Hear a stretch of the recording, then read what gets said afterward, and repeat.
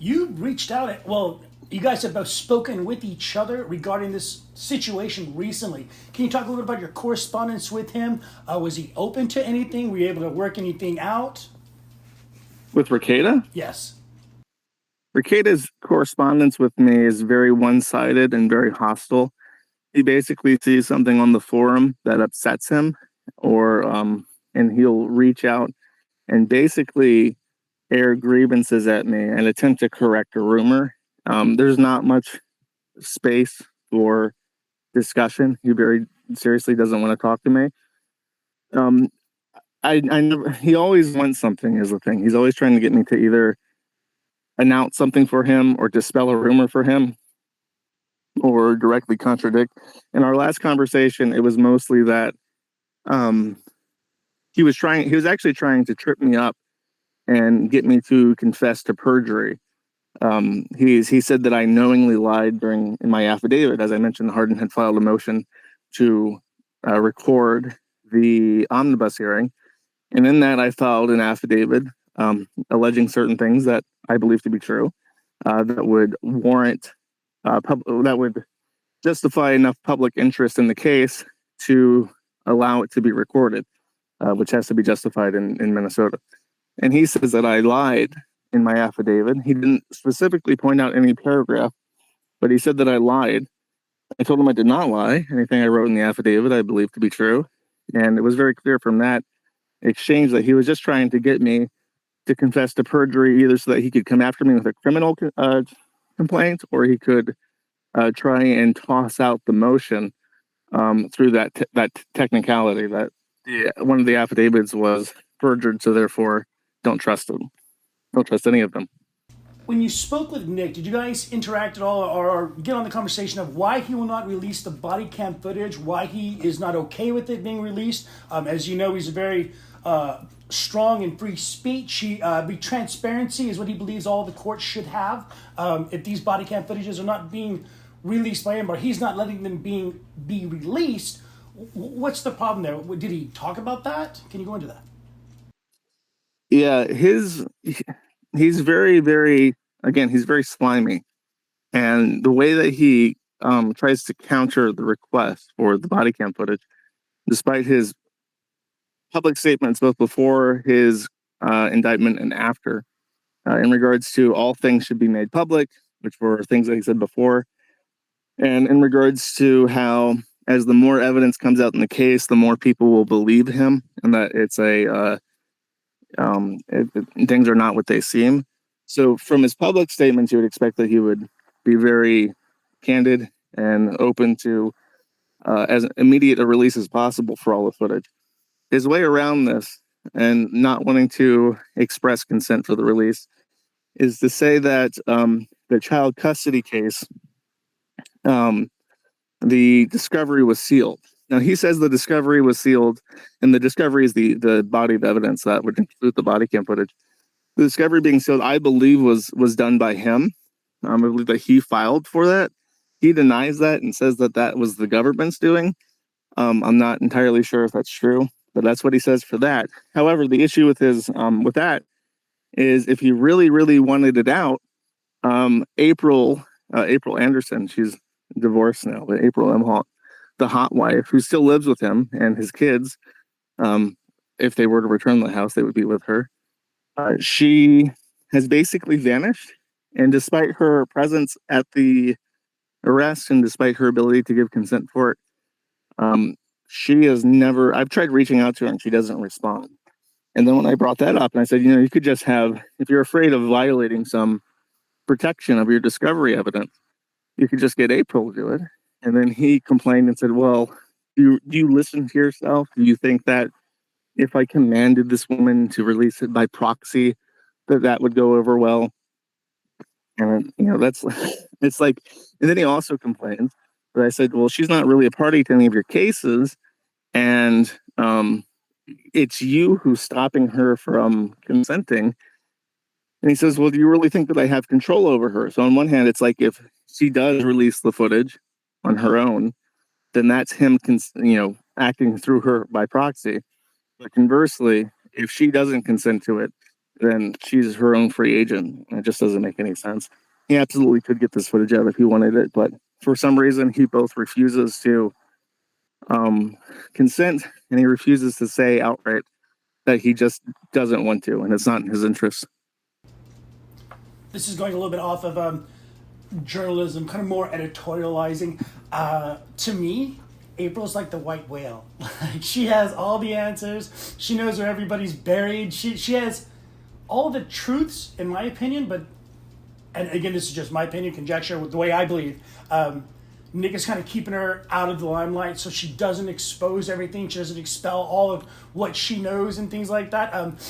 If I understand correctly, I believe Nick has like a house next to his house where I guess April lives, or is April still considered the nanny? From what I read in the police reports, her credit card had a white substance on them. You know, I'm kind of confused with this whole dynamic where April's still there. Obviously, Aaron Imholt is not. That's a whole nother can of worms to get into. What do you think the deal is with April? And again, conjecture, editorializing. Do you think Nick is keeping her from speaking?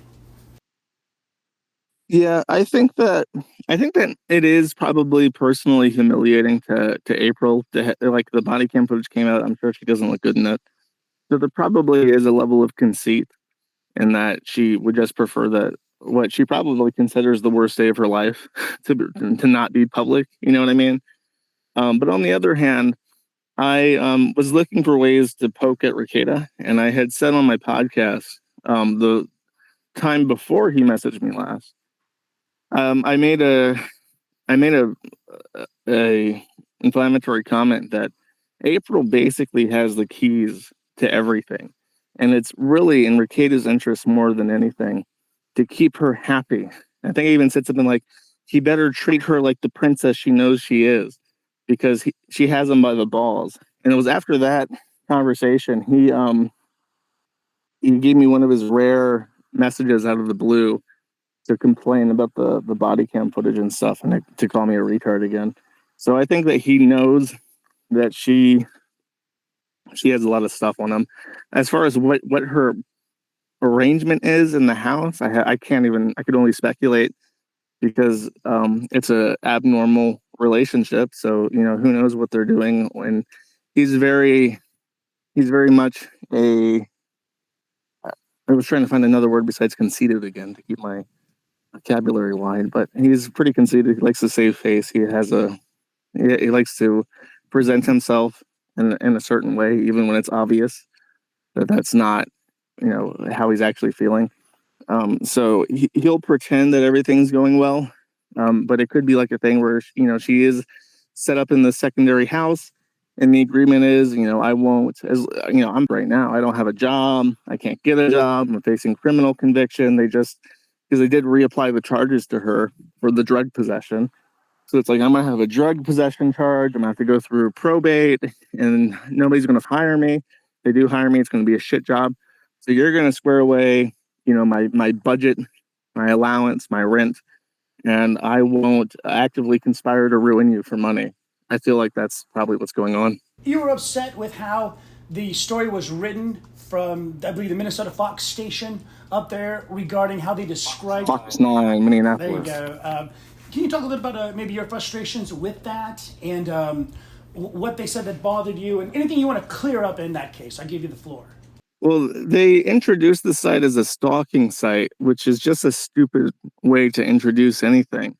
Like, you could very reasonably say that Facebook is a stalking website or Instagram is a stalking website, to the point where if there's like a public expression that someone was creeping on someone's Instagram.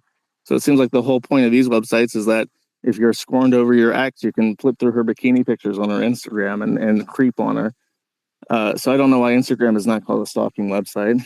It really doesn't mean anything, but it's like a really incendiary way to describe what amounts to a gossip forum, because it implies, and this is the real issue, it implies a level of criminality to it that doesn't exist. Like, if there was a website about discussing credit card fraud and you called it a carding forum, which is a word that you would use for a website that shares financial information for the purposes of actioning identity theft or credit card fraud, then you would be implying that it's a criminal website. So it can be a website that's about gossip, and you can just call it a gossip website. So, and those exist, and there are more than one of them. So the decision to label, the 12,000 active daily users on the site all criminal stalkers is bizarre from a news agency. The forum is routinely with by everybody, and when that happens, there's no great rally to defend the site. Like the evil people who do evil things gallivant without any repercussions whatsoever. So if the forum was really like a red anthill that you could step in and get fired or whatever, then you would imagine that the people who actually do openly, loudly boast about trying to put the site would experience more repercussions than they do. But generally speaking, I'm pretty helpless and on my own when it comes to dealing with these problems. Now, if you're talking about like a video game thing, a lot of the video game people are like psychos. Like the 4chan board V is like one of the most vicious, insane places on 4chan. Like if they feel like their video games or Magic the Gathering cards or whatever or their Japanese tits are being covered up too much, they would go insane. They go 1,000 times more insane than a random thread on the forum. So again, I'm trying to play advocate of the devil, seeing both sides of it. Ricada, something that he had brought up too in his conversations with you that I saw. He had said that, would you like people knowing where your children sleep? And would you like them knowing what your house looks like and things like that? And I don't have children, so I'm not going to be one of these people where you don't understand because, you don't have kids and stuff like that. But do you feel from him a little bit in that sense where he wants to protect his family and, intimate knowledge of it?